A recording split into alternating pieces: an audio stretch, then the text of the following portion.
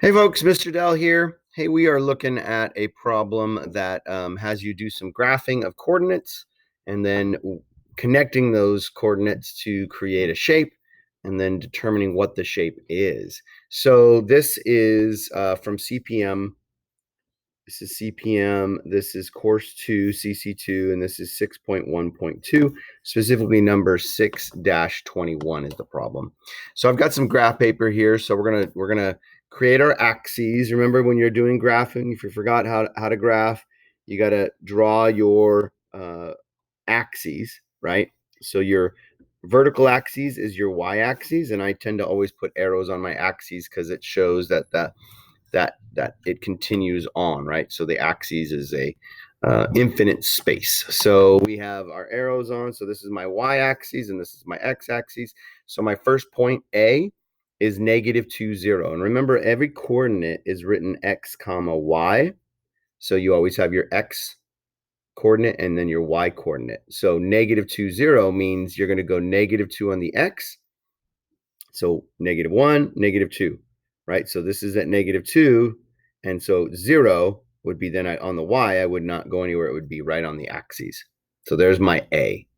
And then B is at 0 on the x. So B is 0, 4. So x, 0, you don't go anywhere on the x, but then you go up 4 on the y.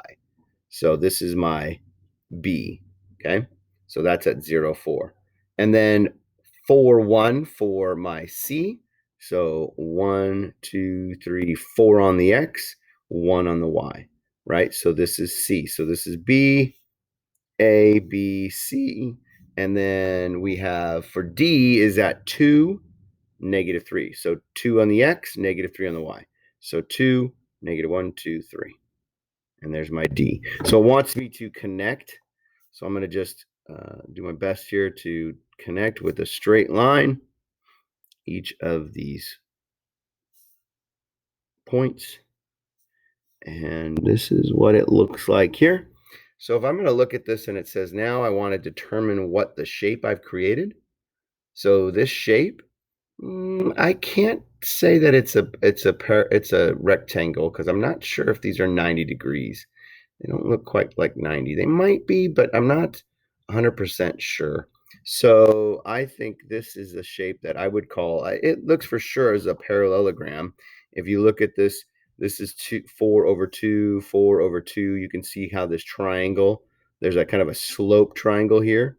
It's 4 over 2, 4 over 2. So therefore, those are parallel, and this one as well. These are parallel. You can see why, because you can go down 3 over 4, and then from here is down 3 over 4. So it has the same slope. So being the fact that those are same slope, we're going to call this a parallelogram. So my answer is parallelogram.